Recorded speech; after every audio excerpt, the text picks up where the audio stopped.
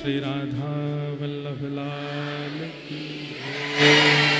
84 कोस ब्रजमंडल धाम की, गिरिराज धरण की, श्याम सुंदर श्री यमुने महारानी की, सब संतन की, सब भक्तन की, सब विप्रन की, रजरानी की, रसरानी की, महारानी की, लाला के बाबा की।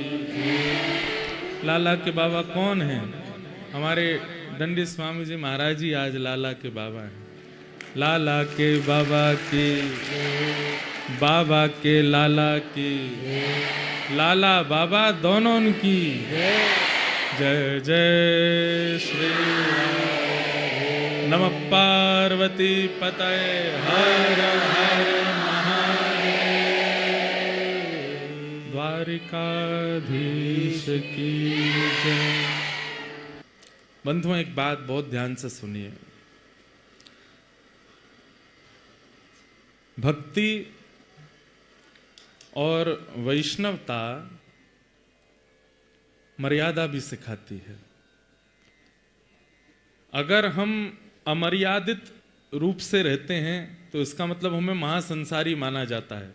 कहीं भी बैठ गए, कहीं भी उठ गए, कुछ भी खा लिया, कुछ भी पी लिया, कैसे भी बोल दिया, कुछ भी पहन लिया, कहीं भी टेंटू गुदवा लिए, कैसे भी बाल कर लिए, कुछ भी अपने शरीर के साथ कोई मर्यादा नहीं, ना अपने व्यवहार में, ना अपनी वाणी में, ना अपनी दिनचर्या में, ना अपने उठने बैठने में, ना अपने भोजन पानी में, ना बोलने में कोई मर्यादा नहीं होती। उसको महासंसारी कहा जाता है। वही तो संसारी है। जो अमर्यादित है वही रावण है, और जो मर्यादा पुरुषोत्तम है वही राम है। जिनके चलने का भी एक ढंग है, बैठने का भी एक स्थिति है, उठने की भी। तानपुरा नहीं है क्या भैया? तो तानपुरा तो रख लेते, ने कछु तो स्वर दो। तो जहां मर्यादा है वही वैष्णवता है। हमारी भक्ति में हम आपको डांट नहीं रहे, फटकार नहीं रहे, आप प्लीज हमको थोड़ा बुरा नहीं मानना हमारी बात को, पर हमें ऐसा लगता है, हम वो उस बात का भी पक्ष रखते हैं कि बड़े बड़े उल्टे सीधे काम करने, फिल्म सितारों के पीछे से भागने से अच्छा तो संत महापुरुष कथा वक्ताओं के पीछे भाग लो, उनके संग फोटो खिंचा लो, उनको छू लो। कम से कम आज के युवा व्यसनियों के पीछे तो नहीं है। कम से कम श्री किशोरी जी का नाम गाने वाले, ठाकुर जी का नाम सुनाने वाले, उन्हीं से तो प्रेम कर रहे हैं। उसमें कोई दोष नहीं है, पर उसमें भी अगर मर्यादा है तो वो और सुंदर लगता है। प्रभु श्री राम, हमें लगता है जब लौट करके अयोध्या आए होंगे उस समय सिक्योरिटी गार्ड तो रहे नहीं होंगे, पर लाखों लोग थे दर्शन करने के लिए, करोड़ों लोग थे, पर मर्यादा। दूर से ही देख रहे, दूर से ही बस नैनों की पुतली में विराजमान करने का प्रयास कर रहे हैं। ये बात अलग है कि सबकी इच्छा है कि हम उनको स्पर्श कर लें, पर कहीं ना कहीं मन में ये विचार भी कर लेते हैं कि अगर हम कहीं समीप गए, इतने श्रमित राम जी आए हैं 14 वर्ष के बाद, कहीं हमारे द्वारा कुछ अपराध बन गया, उनको चोट आ गई या लग गई या श्रमित हो गए, तो इच्छा तो सबकी है कि स्पर्श कर लें, हृदय से लगा लें, पर दूर से ही केवल नेत्रों से निहार रहे हैं। नेत्र सजल हैं सबके। हम आपको, हमारे लिए, हम पे तो चढ़ बैठो, हमको कोई दिक्कत नहीं, पर कल को कोई और महापुरुष आवे और भी आवे। हमें पता है कि दंडी सिद्धपीठ जहां हम लोग अभी बैठे हैं, दंडी स्वामी जी महाराज की, यहां बड़ी मर्यादा से रहते हैं सब लोग।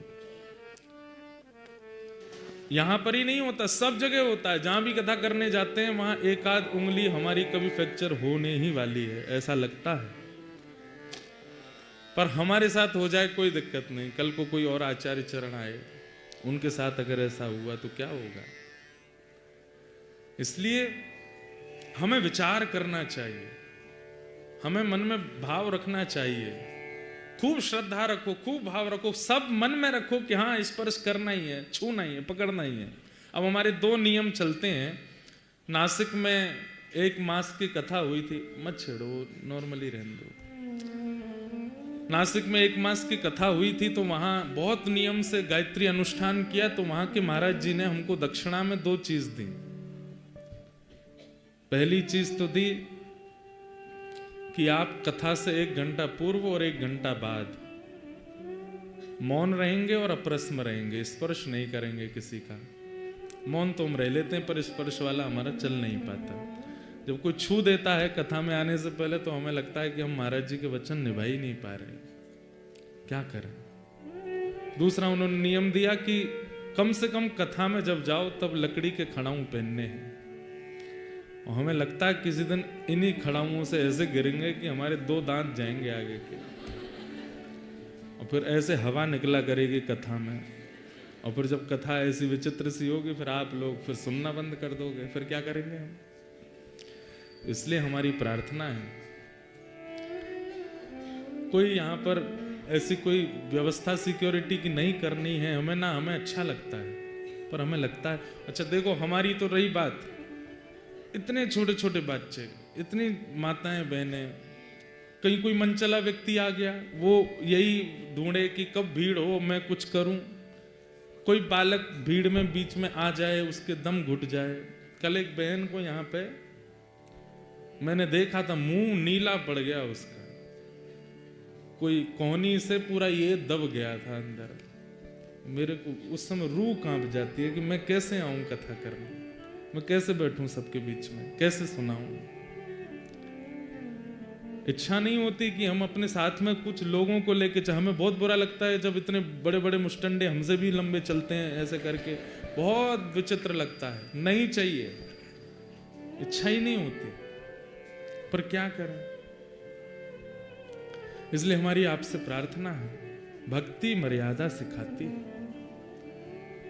सिद्धपीठ के वैष्णव जो जुड़े हुए हैं बहुत मर्यादा से रहते हैं। जो नए आए हैं इस बार, आपका सौभाग्य कि आप यहां आए हो। आप लोग भी खूब मर्यादा धारण करो। कल को किशोरी जी अगर अपनी सहचरी बनाना चाहें, लाल जी अपनो सखा बनाना चाहें, तो वो अभी निरीक्षण कर रहे होंगे। तिलक तो लगावे, कंठी तो पहने, एकादशी तो करे, पर मर्यादा कितनी है, हमारे संग रहवे लायक है कि ना है। और जब देखें कि ना है, या में तो रूप अभी भक्त को आ गयो, पर हृदय में अभी वैसी इच्छा नहीं आई है। तो ठाकुर जी कहीं हमें वंचित ना कर दें अपने सखा मंडली में लेने से, किशोरी जी कहीं वंचित ना कर दें अपनी मंजरी में लेने से। बहुत मर्यादित रहो। कितने वैष्णव ऐसे हैं हमारे वृंदावन में, बिहारी जी के सबसे दूर से दर्शन। आप लोग जगन्नाथपुरी गए हैं? कितने लोग जगन्नाथपुरी गए हैं? इतने ही गए बस, इतने ही लोग जगन्नाथपुरी गए हैं। जय हो लुधियाना वालों, ऐसा मोह अच्छो नहीं है अपने घर से, चले जाइए एक बार। जगन्नाथपुरी में गरुण स्तंभ है, दर्शन होते हैं। गरुण स्तंभ के पीछे से सब लोग घूम के जाते हैं, आगे दर्शन होते हैं। कभी कभी भीतर के दर्शन खुले होते हैं तो और भीतर जाते हैं, और जगन्नाथ जी से फिर भी दूरी रहती है, कम से कम 2 द्वार की दूरी से दर्शन होते हैं। पर गरुण स्तंभ से अगर आप दर्शन करते हो तो कम से कम 4 द्वारों की दूरी पर हो आप। और गरुण स्तंभ से दर्शन करने में महाप्रभु जगन्नाथ जी केवल इतने दिखते हैं, बीच में सुभद्रा जी, इस तरफ बलराम जी, महाप्रभु जगन्नाथ जी इतने ही दिखते हैं। ये आंख पूरी दिखती नहीं, कितना भी ऐसे कर लो तो भी यहां तक आओगे, पूरा मुख तो दिखता ही नहीं है गरुण स्तंभ के पीछे से। श्रीमन चैतन्य महाप्रभु जीवन पर्यंत वहीं से ही दर्शन करते थे महाप्रभु जी का। जबकि महाप्रभु जी जब दर्शन करने के लिए जाते थे तो पंडा पुजारी सब आते थे, भीतर चलो महाप्रभु जी को हृदय से लगा लो, तब तो अनुमति थी। मैंने दर्शन किए हैं वो वाले जिसमें भीतर जाके जगन्नाथ जी को अंक में भरने की आज्ञा थी सबको। फिर बाद में वो अंक में भरना बंद हो गया, केवल आप ब्रह्म वेदी जिस पर ठाकुर जी खड़े उसका स्पर्श कर सकते हो, इतनी आज्ञा। वहां तक मैं गया हूं। लेकिन महाप्रभु जी का जब चरित्र पढ़ा तो महाप्रभु जी के चरित्र में आया कि महाप्रभु जी गर्भगृह में केवल 2 बार गए, एक बार तो जब पहली बार जगन्नाथपुरी पहुंचे, सीधे दौड़ करके भीतर चले गए, मूर्छित हो गए महाप्रभु जी के आगे। और दूसरी बार जब महाप्रभु जगन्नाथ जी में विलीन हुए, अंतिम दिन दौड़ते हुए गए, सीधे जाकर के महाप्रभु जी में ही विलीन हो गए। हमारे भारत में दो ऐसे भक्त हुए जो ठाकुर जी में विलीन हुए, भक्तिमती मीराबाई और श्रीमन चैतन्य महाप्रभु। महाप्रभु जी तो ठाकुर जी का स्वरूप माने जाते, पर उन्होंने पूरा जीवन जगन्नाथपुरी में दर्शन किए तो गरुड़ स्तंभ के पीछे से ही किए। किसी ने महाप्रभु जी से पूछा कि आप इतनी दूर से दर्शन क्यों करते हो, आपके लिए तो सब पलकें बिछाए बैठे रहते हैं कि आप अंदर आओ। तो महाप्रभु जी कहते हैं दो कारण। पहली कारण क्या, प्रेमी झरोके से देखने में जितना सुंदर लगता है ना, उतना सन्मुख आकर के कई बार हमारे नेत्र दोषी है ना, उतना सुख नहीं दे पाते।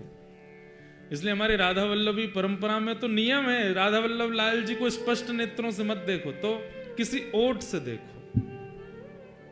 राधा वल्लभी परंपरा में नियम है, ठाकुर जी को किसी की ओट से देखो, या तो चुनरी की ओट से देखो, या किसी को आगे खड़े करके उसके किनारे, स्पष्ट अपने नेत्रों से नहीं देखो। उसके पीछे भी एक भाव है, क्या हमारे नेत्र बहुत कशीले हैं, बहुत कठोर हैं। अगर हमने स्पष्ट नेत्र खोल के लाल जी को देखा तो कहीं उनके तन को कष्ट नहीं हो जाए, इसलिए कहीं हल्की सी ओट लेकर के, कोई सहारा लेकर के, या झरोके होते हैं, जंगला होते हैं, वहां से देखो, या कुछ नहीं तो ऐसी झीनी सी चुनरी ले लो, उसमें से देखो, ऐसे देखो। क्यों स्पष्ट नेत्रों से देखेंगे कि हमारे नेत्र बहुत कठोर हैं, ठाकुर जी कहीं लग नहीं जाए। तो महाप्रभु जी कहते प्रेमी को ओट से देखने में सुख मिलता है। अब हम जिससे अति प्रेम करते हैं वो जंगला के भीतर बैठो है, स्पष्ट उसके सामने नहीं जा सकते, पर जंगले से उसका एक अंग वस्त्र भी दिखता है ना, तो भी सुख मिलता रहता है। वह दिख रहा है, उसका वो पीला वस्त्र दिख रहा है, उसका गुलाबी अंग दिख रहा है, उसके केश दिख रहे हैं, उसके नेत्र दिख रहे हैं, उसी से ही सुख मिलता है। और दूसरा कारण, दूर से दर्शन करने का कितना सिद्धांतिक कारण बताया महाप्रभु जी ने, कि ठाकुर श्री जगन्नाथ जी 24 घंटा गरुण जी को ही देखते रहते हैं। अगर कोई गरुण जी से आगे आकर के ठाकुर जी का दर्शन करने का प्रयास करता तो ठाकुर जी और उचक जाते हैं, क्योंकि गरुण जी का वो जो दर्शन, गरुण जी ठाकुर जी को देख रहे हैं, ठाकुर जी गरुण जी को देख रहे हैं, कहीं उस दर्शन में कोई बाधा नहीं आवे।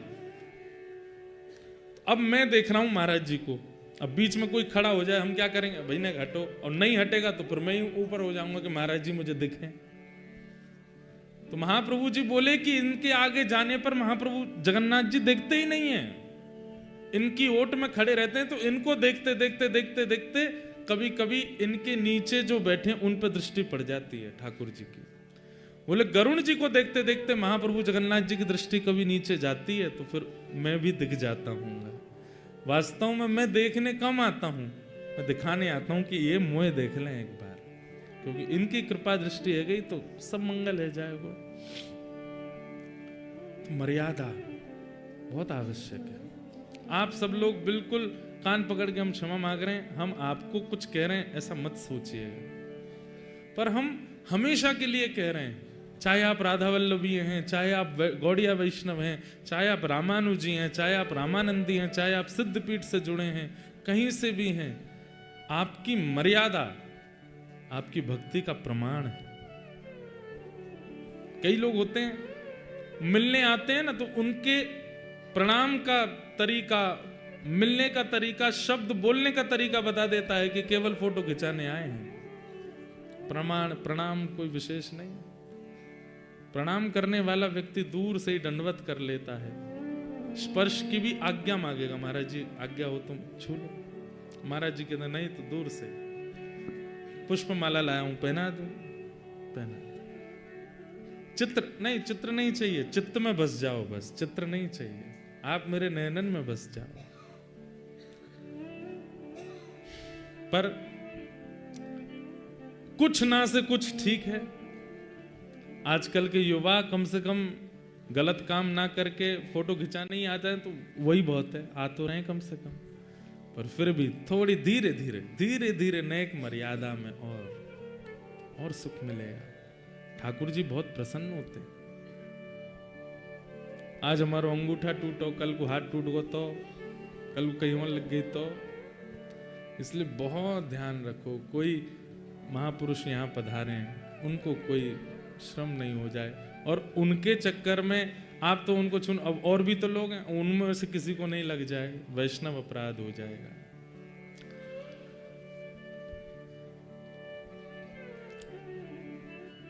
जगन्नाथ चक्कानयन, जगन्नाथ चक्कानयन। अभी इतना सीरियस राग बजा दिया इन्होंने कि यूं ही लग रही थी कि मैं डांट रहा हूं। तो मैंने की जगन्नाथ जी को ने याद करके बढ़िया प्रेम से करें।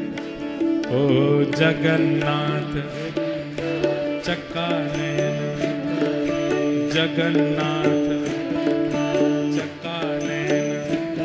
ओ नीलाचल वारे तू न संभाले तो हमें कौन संभाले। ओ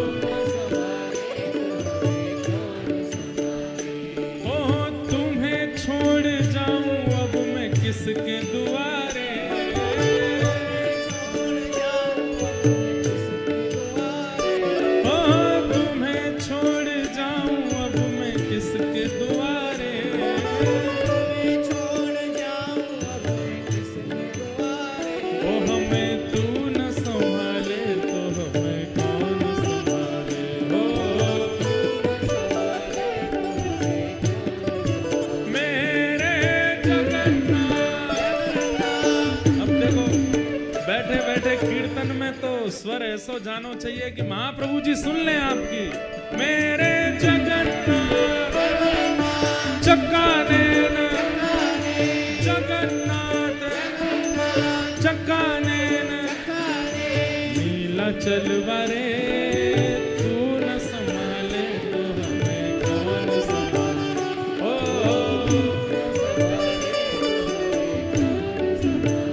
हे जगन्नाथ स्वामी मेरे, सुनो तो, हे जगन्नाथ स्वामी मेरे नैनों के तारे।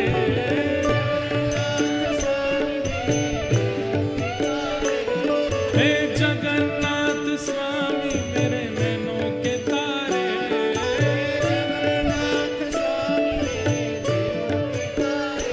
हमें तू न संभाले तो हमें कौन संभाले। गालो हे जगन्नाथ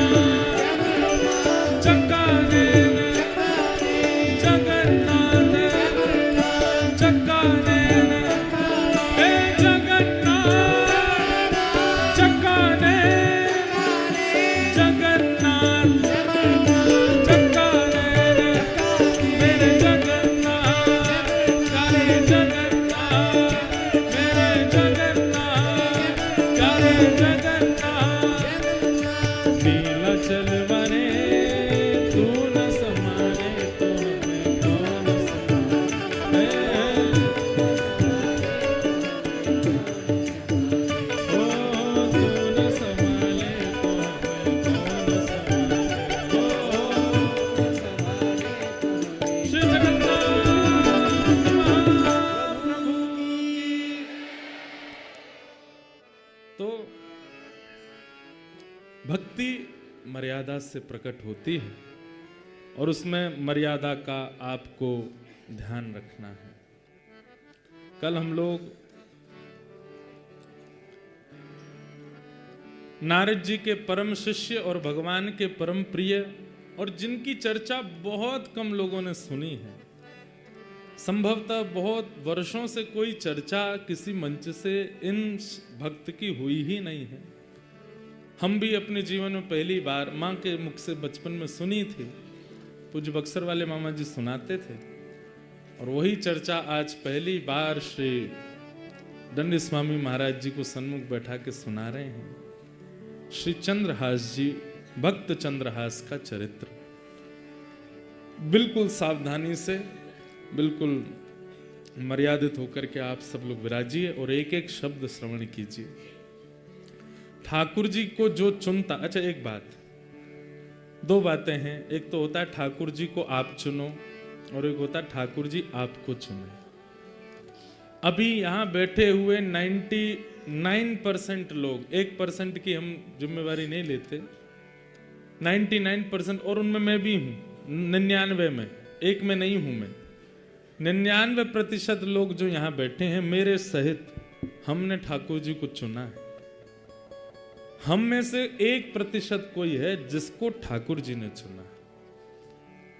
भक्ति और ये प्रवचन और ये सत्संग और ये सब करने का अभिप्राय केवल एक ही है कि वो हमें चुने। चंद्रहास ऐसे भक्त हैं जिनको ठाकुर जी ने चुना है, पर ठाकुर जी चुन तो किसी को लेते हैं, पर उस भक्त की एक स्थिति को ठाकुर जी परखते रहते हैं कि मैं चाहे जो कर दूं, इसका विश्वास डगमगाता तो नहीं है। भक्ति के 3 स्तंभ हैं, विश्वास, संबंध और समर्पण। अगर इन तीनों में से एक में भी आप कमजोर हो तो ठाकुर जी की भक्ति में आप केवल कर रहे हो, आप चुन रहे हो, वो नहीं चुन रहे आपको। विश्वास, संबंध और समर्पण, 3 भाव। तो कल हम लोगों ने कहां तक प्रसंग सुना था कि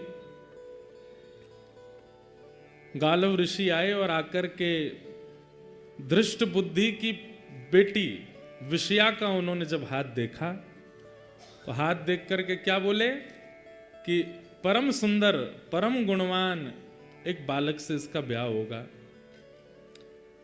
और वही बालक कालांतर में कुंतलपुर, जहां के आप मंत्री हो, यहां का राजा बनेगा। ये सुनकर के दृष्ट बुद्धि तो बड़े प्रसन्न हो गए, मेरी बेटी का ब्याह एक राजा से होगा, भावी राजा से होगा। परंतु गालव ऋषि जब बाहर निकले तो बाहर देखा कुछ बालक खेल रहे थे, और उन्हीं में जब दृष्टि पड़ी चंद्रहास जी के ऊपर, ये बालक कौन है? बोले दासी का पुत्र है, इधर बुलाओ। पास बुलाया, माथे की रेखा देखी, सिर पर हाथ रख के बोले भविष्य में कालांतर में तुम ही कुंतलपुर के राजा बनोगे। सुनकर के दृष्ट बुद्धि बोला ये दासी पुत्र राजा बनेगा? बोले हंसो मत, तुम्हारी बेटी का वर्ण भी यही करेगा, यही तुम्हारी बेटी का पति होगा। ऐसा कहकर के गालव ऋषि तो चले गए, लेकिन दृष्ट बुद्धि के मन में आ गया ये मैं होने नहीं दूंगा। मंत्री हूं,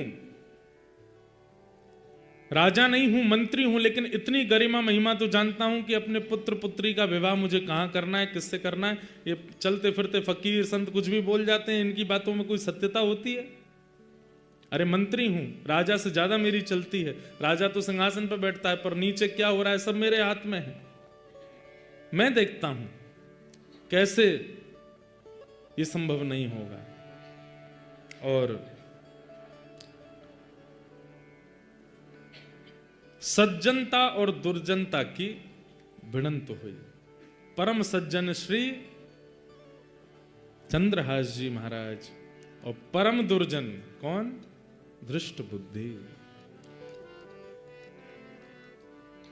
उनकी सुंदरता देखकर के विषया तो तभी मोहित हो गई थी, और सबसे बड़ी बात कि सुंदरता चेहरे में नहीं है, हृदय में है, क्योंकि हृदय में ठाकुर जी हैं। और वही हृदय की सुंदरता, जिसके चित्त में ठाकुर जी होते हैं, उसकी सुंदरता अलग होती है। एक बात सुनिएगा, सुंदर व्यक्ति को देख करके चित्त में काम उत्पन्न होता है, सुंदर व्यक्ति को देख करके चित्त में भोग उत्पन्न होता है, विलास उत्पन्न होता है, तो वो व्यक्ति सुंदर है। लेकिन किसी की सुंदरता देख करके श्री जी प्रकट होती हैं, ठाकुर जी प्रकट होते हैं, वृंदावन प्रकट होता है, व्रज का स्मरण होता है, तो समझ जाओ परम भक्त है। चंद्रहास जी के रूप को देख करके विषया के चित्त में पता नहीं कैसी प्रीति ठाकुर जी के प्रति जागृत होने लगी, और ठाकुर जी के प्रति प्रकट होने वाली उस, जय हो भैया, कौन को फोन बज रहा हो इतनी जोर से, ऐसी प्रसन्नता, अब मन बना लिया कि चाहे जो हो ब्याह तो इसी से करूंगी, बड़ा हो जाए। लेकिन दृष्ट बुद्धि ने मन बना लिया कि इसको नष्ट करना है। सैनिकों को बुलाया, बोले एक काम करना है तुम्हें मेरा। बोले क्या? वृक्षों के नीचे एक बालक घूमता रहता है। बोले हाँ, उसको पकड़ करके ले जाना है और दूर वन में ले जा करके, इतना दूर ले जाना कि खबर भी ना पड़े, दूर वन में ले जाके उसका वध कर दो, और प्रमाण देने के लिए मुझे उसका कोई एक अंग अपने साथ लेकर के आना, जिससे यह प्रमाणित हो जाए कि तुमने उसे मार दिया। सैनिकों ने पूछा, महाराज जी उस बालक का अपराध क्या है? बोले अच्छा, खबरदार, तुम्हारी हिम्मत क्यों होती है पूछने की? मैं मंत्री हूं, मुझे पता है उसका अपराध क्या है। तुम्हारा यह काम नहीं है कि तुम ये पूछो मुझसे कि उसका अपराध क्या है। उसका जो भी अपराध है मुझे पता है। तुम केवल जितना मैं कहता हूं उतना करो, उस बालक को लेकर के जाओ, कोई देखने ना पाए। बदकों ने कहा, महाराज जी हम कहीं गए, हमारे रूप आदि को देख के हमने उसको उठाया, वो चिल्लाया, गांव के लोग आ गए तो बोले रूप बदल के जाओ। बोले क्या रूप बना के जाएं? बोले गले में माला पहन जाओ, धोती पहन जाओ, ऊपर स्वाफा बांध लो, गले में एक झोला टांग लो, संतों का भेष बना लो और सीताराम सीताराम चिल्लाते हुए जाना। सुना है उसको सत्संग कीर्तन बहुत प्रिय है और संतों के पास वो सहज खुद ही चला जाता है। संत बन के जाओगे तो आ जाएगा। सैनिकों ने संतों का रूप धारण कर लिया और संत रूप धारण करके वो सब सैनिक जन गए चंद्रहास जी के पास।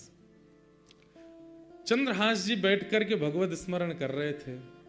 प्राण श्री कृष्ण, जीवन श्री कृष्ण, मां श्री कृष्ण, पिता श्री कृष्ण, जीवन उद्धारक श्री कृष्ण, सर्वस्व श्री कृष्ण। जैसे ही वे रूप बदल करके चंद्रहास जी के पास पहुंचे, चंद्रहास जी को देखते ही पता नहीं कैसी एक परम शांति सी का अनुभव उनको चित्त में होने लगा, परम शांति का अनुभव देख करके मानो ऐसा मन होने लगा हम और देख लें, इसके पास बैठ लें, इसके रूप को निहारते रहें, इसकी आंखें, इसके नाक, इसका मुख, इसके कान, पता नहीं परी अच्छी सी शांति सी प्रकट कर रहे हैं। पर सारे सैनिक एक दूसरे के प्रति सोच रहे हैं कि कहीं ऐसा नहीं मुझ में लोभ आ रहा हो, ये सब लोग मेरी स्थिति को देख के कुछ और सोचें। पर वास्तव में सबके चित्त में एक साथ लोभ आ रहा था उसको देखने का। एक सैनिक दूसरे से बोला, सुनो मैं तो इस पर मोहित हो रहा हूं, इसको मारने में मैं तुम्हारा साथ नहीं दूंगा, मैं यहीं रुक जाऊंगा, तुम इसको आगे ले जाना। तो दूसरा बोला, मेरी भी यही हालत हो रही है। तो तीसरे को बोलते हैं ये ले जाएगा। तीसरे को बोले सुनो तुमसे पहले तो मैं ही लट्टू हुआ जा रहा हूं इस पर। कहने का अभिप्राय जिसके चित्त में ठाकुर जी होते हैं ना, उसको देख करके दुर्जन के भी चित्त में कहीं ना कहीं सहज सरलता आती। ये सब प्रमाण है बंधुओं हमारे भजन का। हमारे अंदर अगर भजन है, ठाकुर जी हैं, तो हमारी उपस्थिति अगर 4 लोगों के चित्त को परिवर्तित नहीं कर रही है, तो इसका मतलब है कि भजन नहीं है, आडंबर है। एक को भी अगर परिवर्तित करती है, एक के चित्त में भी कुछ परिवर्तन लाती है, आपका रूप, आपका स्वरूप, आपकी बोली, समझो ठाकुर जी स्तब्ध हो गए। अच्छा एक बात और, हमने हमारे नाना जी से एक बात पूछी, मैंने कहा नाना जी एक बात बताओ, हमारे पूज्य नाना जी पंडित श्री कृष्णलाल शास्त्री जी बड़े अच्छे भागवत के विद्वान और ब्रज साहित्य के विद्वान, उनसे हमने एक बार पूछा, मैंने कि नाना जी जैसे प्रहलाद जी की भक्ति देख करके सारे सैनिक भक्ति करने लगे, भजन करने लगे, हिरण्यकश्यप ने देखा उसके अंदर क्यों कुछ नहीं हुआ? सबके चित्त में हो रहा था तो हिरण्यकश्यप में, वही प्रश्न यहां भी उठता है, जब सबके चित्त में चंद्रहास जी को देख करके प्रेम प्रसन्नता भक्ति उत्पन्न हो रही है, तो फिर दृष्ट बुद्धि के चित्त में क्यों नहीं? हमारे नाना जी एक सहज सरल सा उत्तर देते थे, लाला अगर बटन ऑन करोगे तो एक बटन से कई बार वो दीपावली पे लंबी लंबी लाइट्स जलती हैं ना, सारी लाइटें जल जाती हैं, पर वही जलती हैं जिनमें जो फ्यूज नहीं होती, जिनमें करंट पहुंचता है। लेकिन उन्हीं लाइटों में कई बल्ब ऐसे होते हैं वो फ्यूज होते हैं, करंट आने के बाद भी वो नहीं जलते, इसका मतलब वो फ्यूज हैं। कहने का अभिप्राय, ऐसे ऐसे रसिक संत, ऐसे ऐसे महापुरुष लुधियाना आते हैं, दंडी स्वामी जी महाराज की सिद्ध पीठ में बैठते हैं, इतने लोग ये सब जल गए, जितने भी लोग यहाँ खड़े हैं सब के अंदर जो है करंट जैसी गया, सब प्रज्वलित हो गए, पर इतने के बाद भी जो प्रज्वलित नहीं हुआ समझो फ्यूज है, भीतर से खराब है, इतने के बाद भी प्रज्वलित नहीं हुआ। तो हमारे नाना जी कहते हिरण्यकश्यप फ्यूज है, तो और वही बात यहां आज याद आई कि यहां पे दृष्ट बुद्धि भी फ्यूज है। अच्छा आदमी फ्यूज कब होता है?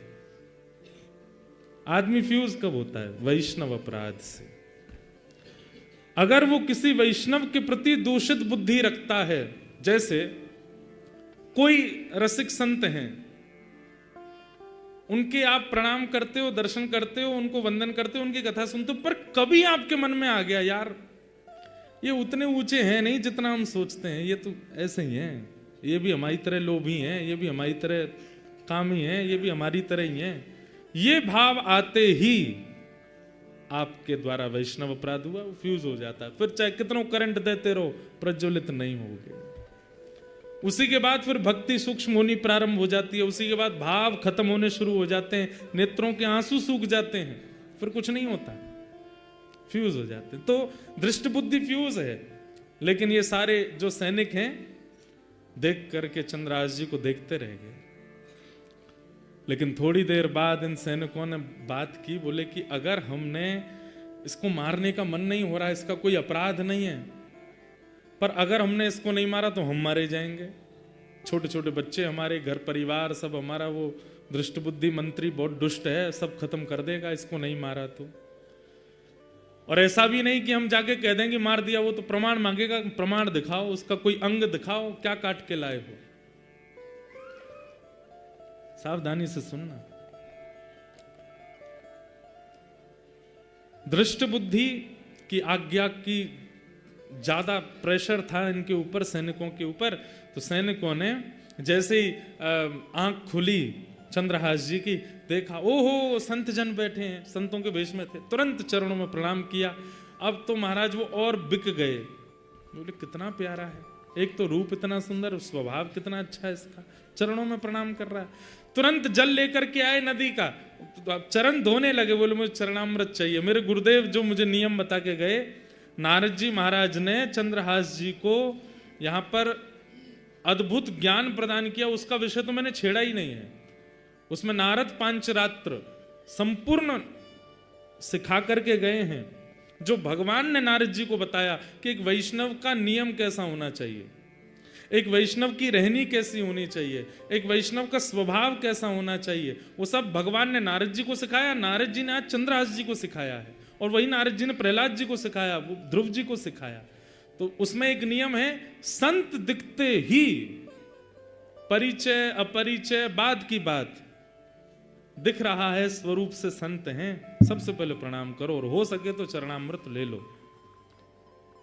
चंद्रहास जी दौड़ करके गए, जल लेके आए, चरणामृत लेने लगे। अब वो सब सैनिकों के मन में आवे कैसे मारेंगे इसको, बोले भैया इसकी ओर देखो ही मत, आंखों पे हाथ धर लो, अपने बच्चों का विचार करो, अपनी जान प्यारी है तो उसको मारना पड़ेगा।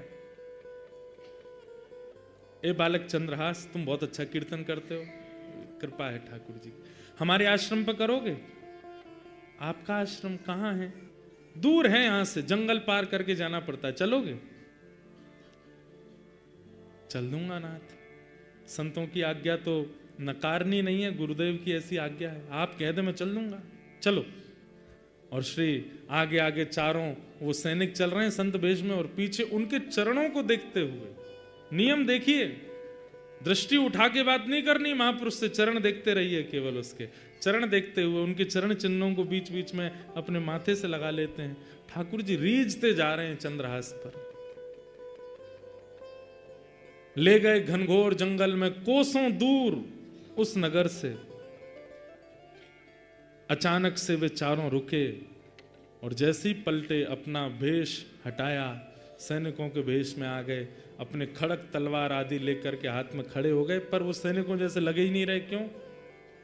आंखों में दया है, हाथ कांप रहे हैं। चंद्रहास बोले, आप सब लोग ये महात्मा जी, आपका रूप कैसे बदल गया? हे संत चरण, आपने अपने कपड़े उतार के क्यों फेंक दिए? माला जी क्यों उतार दी? और ये खड़क आदि क्यों ले लिए?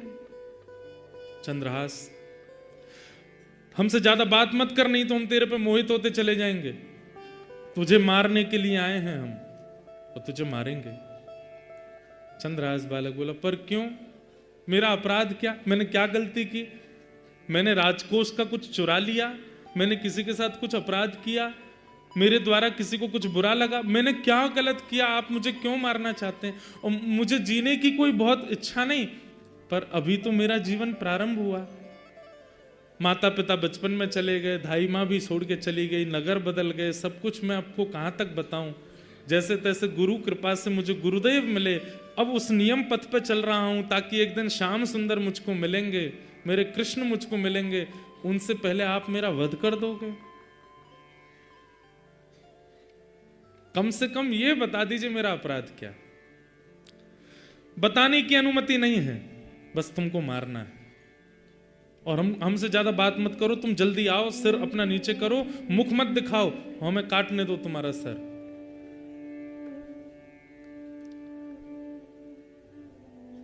चंद्रहास बालक थोड़े घबरा गए, हाथ जोड़ करके बोले, एक आज्ञा चाहिए। बोले क्या? अंतिम इच्छा मैं अपनी पूरी कर सकता हूं। बोले क्या अंतिम इच्छा है? बोले आज सुबह से ठाकुर जी की सेवा नहीं करी, अपने ठाकुर सेवा कर लूं, ठाकुर जी का भोग लगा दूं, चरणामृत पी लूं, उसके बाद ले चलना, मार देना। मैं कहां गली चौबारों में रहने वाला, मैं किससे जाके कहूं कि मुझे बचाओ? कोई है भी तो नहीं मेरा। अब मेरे पास कोई रास्ता नहीं, मरना तो मुझे है ही है, पर मैं अपना नियम तो कर लूं।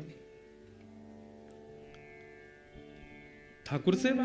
अब तू वापस जाएगा ठाकुर जी लेने? नहीं, ठाकुर जी मेरे कोई सिंहासन मंदिर में थोड़ी है। तो कहां है ठाकुर जी? तुरंत मुंह से ठाकुर जी निकाले, गाल में रखते थे चंद्रहास। देख करके सैनिकों के नेत्र सजल हो गए, हम कैसे मारे इसको? कितना भावुक है, कितना भक्त, मुख में ठाकुर जी लेके घूमता है। मेरे पास कुर्ता भी नहीं है, मेरे पास जेब भी नहीं है, मेरे पास सिंहासन नहीं, इसलिए मुंह में रख के घूमता हूं। गुरुदेव ने आज्ञा दे दी इसलिए, अपने मन से नहीं। तुरंत गए पास के जल में जाकर के शालिग्राम भगवान को स्नान कराया, एक पत्र का आसन बना के उस पर बिठा दिया, पुष्प तोड़ के लाए, उनका वंदन करने लगे। एक मट्टी में ही थोड़ा जल मिला के चंदन रज जैसा बना करके ठाकुर जी का तिलक स्वरूप लगाया, ठाकुर जी की प्रसादी तिलक स्वरूप अपने लगाई, फल तोड़ करके लाए, ठाकुर जी को अमनिया करके पवा दिया। सैनिक जन देख रहे हैं और बस एक दूसरे का हाथ पकड़ के कह रहे हैं, भैया मुझसे ये अपराध नहीं होगा, मैं अपने घर वालों के लिए मरने को तैयार हूं, इसको नहीं मारूंगा। अरे थोड़ा धैर्य रख, मारना है, थोड़ा और साहस कर, मारेंगे हम इसको। अंत में ठाकुर जी के चरणों में प्रणाम करते हुए गाने लगे और गाते गाते ठाकुर जी से बोले, हे नाथ, मैं अपने प्राण त्याग रहा हूं आज आपके चरणों में, बस अपनी एक अंतिम प्रार्थना आपसे करना चाहता हूं।